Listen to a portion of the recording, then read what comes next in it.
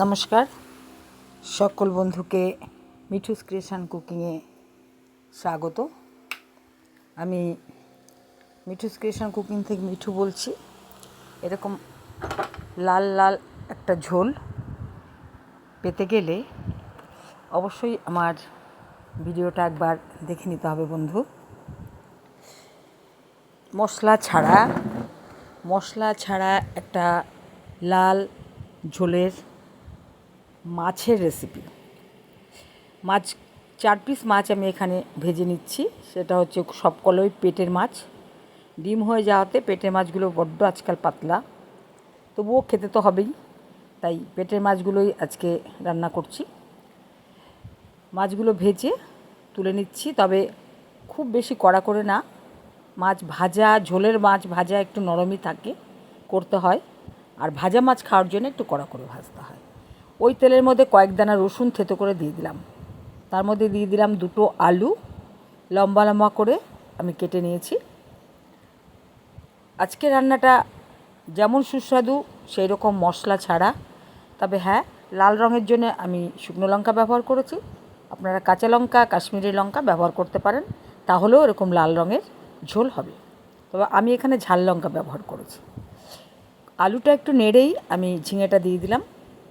আলু ঝিঙে দিয়ে আর রসুন দিয়ে আজকের মাছের ঝোলটা।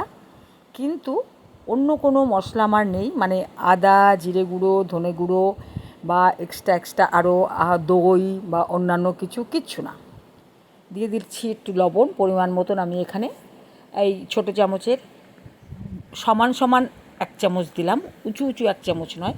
চামচ ভর্তি করার আবার ব্যাপার আছে, একটা সমান হয় আর একটা উঁচু হয়। তা আমি ওই মুখ সমান দিলাম 1 চামচ। আর হলুদ আর লঙ্কার গুঁড়ো 1 চামচ করে। লঙ্কার গুঁড়োটা আমি এখন 1 চামচ দিলাম, কারণ শুকনো লঙ্কা তো বেশি ঝাল হলে খাওয়া যাবে না, সেই জন্য আমি 1 চামচ রেখেছি। আমরা অবশ্য একটু ঝালঝালি ভালোবাসি, বিশেষ করে মাছের ঝোল তো খুবই ঝাল ভালোবাসি। এই বাঙাল লোকটা একটু ঝালই খায়। তা নেড়ে চেড়ে আমি দেখো কষিয়ে নিলাম। এতে প্রায় আমার তরকারি 60 থেকে 70% সেদ্ধ হয়ে গেছে সবজির। আমার এটার মধ্যে কিচ্ছু মশলা নেই, কিচ্ছু না। বাড়িতে একটা পদ দিয়ে সবাই খাবে। যদি বাচ্চা থাকে শুকনো লঙ্কা একদম দেবেন না, কাঁচা লঙ্কা বেটে দিন, আর তার সাথে কাশ্মীরি লঙ্কা ব্যবহার করুন লাল রঙের জন্য। ব্যাস।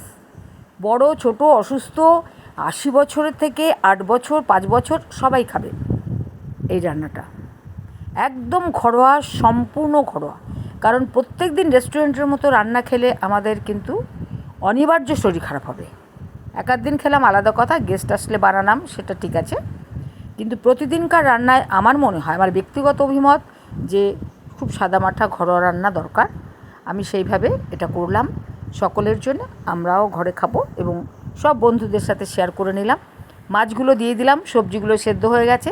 খুব আহামরি ঝোল রাখবো না, তবে একটু গ্রেভি থাকবে, ভাজাও হবে না, যেহেতু মাছের ঝোল এটা। এবং পাতলা ঝোল একদম, মাছের একদম পাতলা ঝোল, কারণ কোনো মশলা নেই তো, কিচ্ছু মশলা নেই।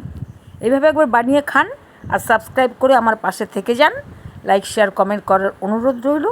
একবার প্লিজ বানিয়ে দেখবেন যে কতটা সুস্বাদু হয়েছে এই খাবারটা। এর মধ্যে কিন্তু আমি পেঁয়াজও দেইনি। যেমন খরচা কমবে, তেমন খেতে ভালো হবে, তেমন শরীর সুস্থ থাকবে। পুরো হেলদি একটা রেসিপি। দেখা হবে আবার পরের ভিডিও নিয়ে। নমস্কার।